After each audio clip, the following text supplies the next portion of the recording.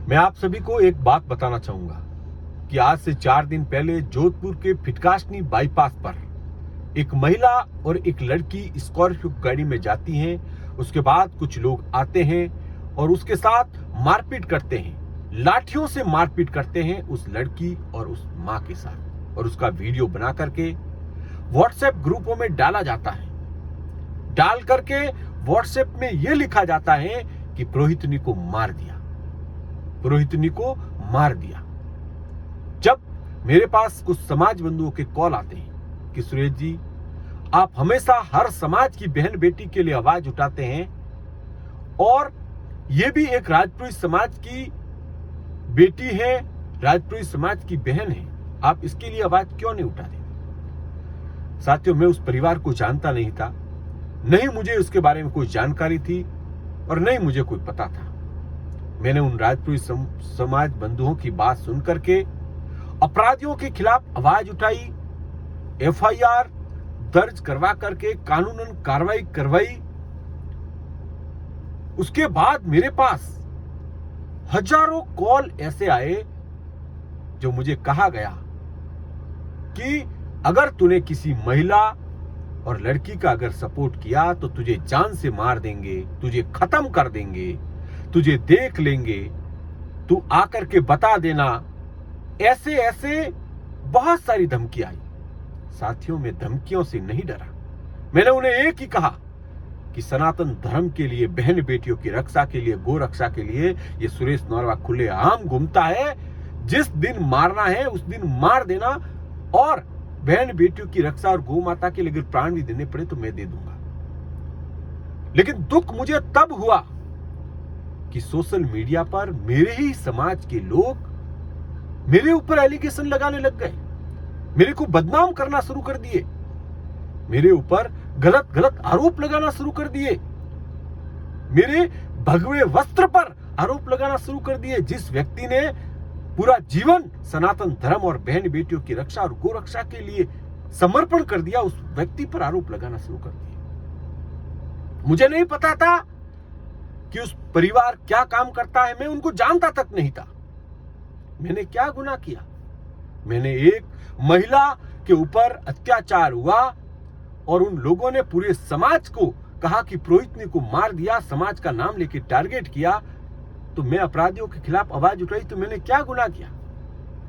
फिर भी अगर मैंने इस महिला की मदद की, इस मदद से किसी भी समाज बंधु को ठेस पहुंची है, तो ये सुरेश नौरवा आप सभी से कान पकड़ के माफी मांगता है।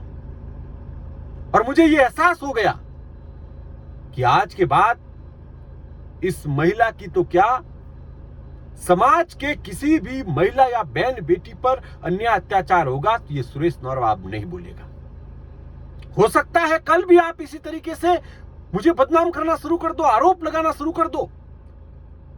और कुछ लोग, जिन लोगों ने 5-5 शादियां की हैं, जिन लोग शादियां तक नहीं लड़कियों को भगा कर ले गए हैं, जिन लोगों ने समाज का नाम बदनाम किया है, जो लोग घर में लाने लायक नहीं हैं, जिन लोगों ने कई लड़कियों की जिंदगी तबाह की है, वही लोग जो गोरक्षा और सनातन धर्म की बात करते हैं, ऐसे लोग भी आज मेरे खिलाफ कमेंट कर रहे हैं। मुझे शर्म आती है। समाज बंधुओं, मैंने आप साबित करके बता दीजिए कि आज तक मैंने कभी कोई गलत काम किया हो, कभी आपने मेरे बारे में कभी गलत सुना हो।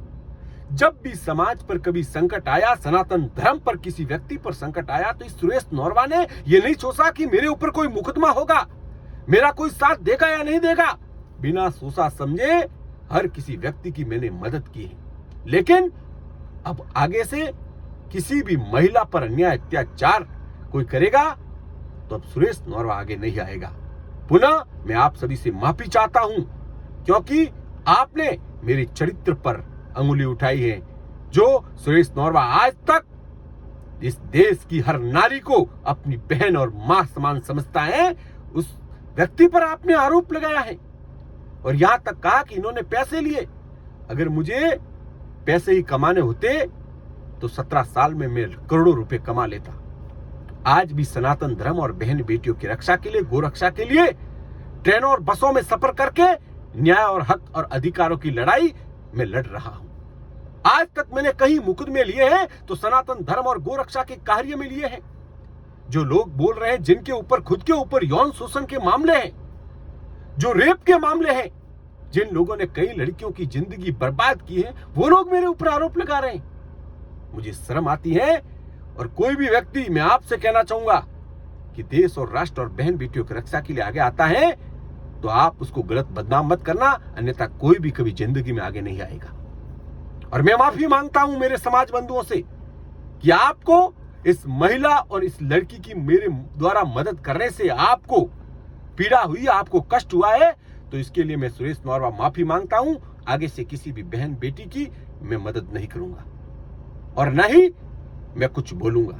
मुझे मत बोलना कि आज समाज की बहन बेटी पर अन्याय हो रहा है, आप चुप क्यों हो? आज समाज की बहन बेटी की हत्या हो गई, आप चुप क्यों हो? मैं नहीं बोलूंगा, क्योंकि आपके अंदर एक कमी है सही व्यक्ति को पहचानने की। जो व्यक्ति आपके समाज के हर जगह आकर के खड़ा हो जाता है बिना स्वार्थ के, मुझे कोई नेता नहीं बनना या मुझे कोई वोट नहीं लेना है, मुझे राजनीति नहीं करनी है, मैं मेरी स्वेच्छा से सनातन धर्म और गोरक्षा का कार्य करता हूं, तो आपको पीड़ा हो रही है और आप लोगों ने आरोप लगाया है। पुनः मैं आपसे माफी मांगता हूं कि इस महिला के साथ मैं खड़ा हुआ हूं, आगे से किसी भी महिला के साथ मैं खड़ा नहीं होऊंगा, ना इसके साथ होऊंगा और न ही मुझे कोई जानकारी थी कौन क्या है कैसे है, क्योंकि मैं आज तक किसी को भी फॉलो नहीं करता हूं। आप देख लीजिए, कोई भी फेसबुक, इंस्टाग्राम, यूट्यूब, किसी भी व्यक्ति को मैं आज तक न तो फॉलो किया, न करता हूं, न किसी के वीडियो देखता हूं, न किसी के बारे में मुझे जानकारी है। लेकिन आप लोगों ने जो मेरे ऊपर आरोप लगाया है उसकी मुझे सदैव पीड़ा रहेगी। और कोई भी व्यक्ति साबित करके ये बता दे कि सुरेश नौरवा यहाँ पर गलत है, तो मैं जिंदगी भर आपका गुलाम हो जाऊंगा और जहां कहोगे वहां आकर के खड़ा हो जाऊंगा, मेरे सर पे जूते मार देना, अन्यथा गलत आरोप किसी व्यक्ति पर मत लगाना। जय श्री राम, जय गौ माता।